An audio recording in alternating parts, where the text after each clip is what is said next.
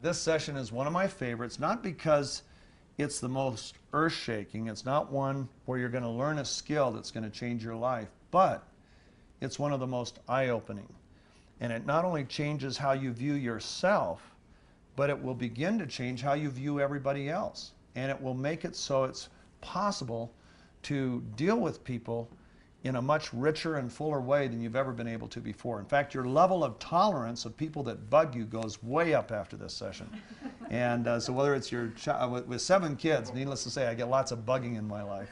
But this changed everything. Now let me ask you a question. Why do some people seem like they're natural-born talkers, and other people just seem so quiet? No matter what happens, it's hard to get a word out of them.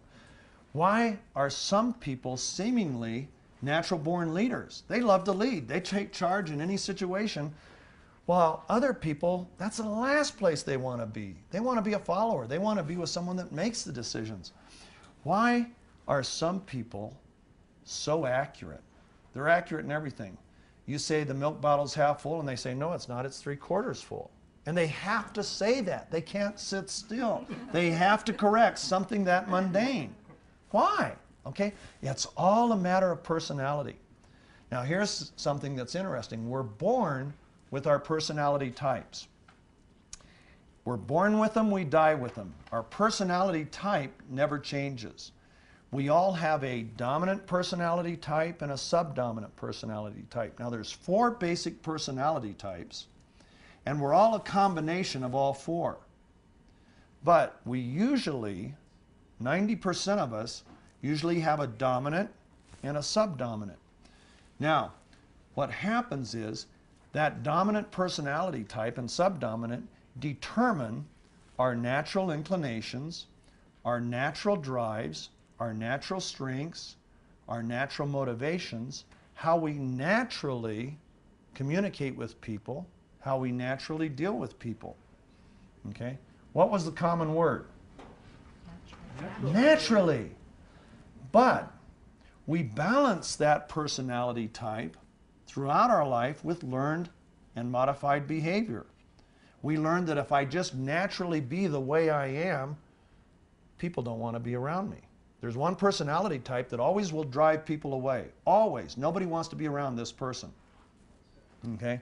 And it's a combination of one particular dominant personality type with a subdominant.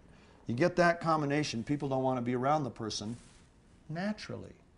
But if that person learns to compensate for their natural weakness with learned behavior, then you not only want to be around them, you love being around them. Okay? So what we're going to focus on in the next few minutes in this session is we're going to take a 5-minute personality test, the one test you can take in your life that you can't fail.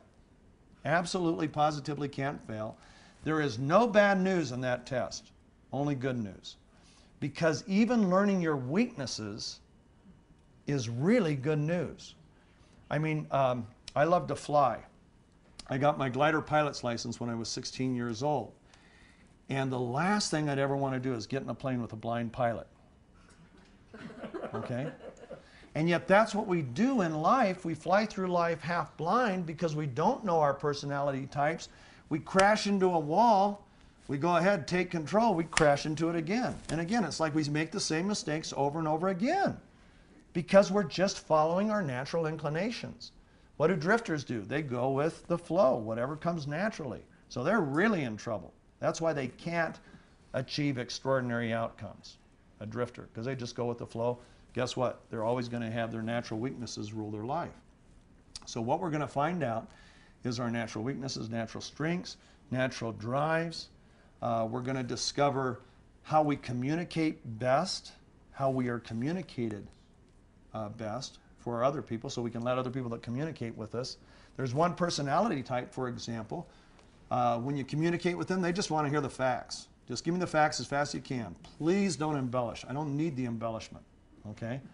And so if you don't know that they're that personality type, guess what you think? You think they're rude. Gosh, I come in here, I've worked on this for 2 days, this beautiful report I'm giving them with all these nice little things, and all they say, they just want the facts. I could have given them that in 3 minutes. How rude. No, they're just being true to their personality type. So this thing is really eye-opening.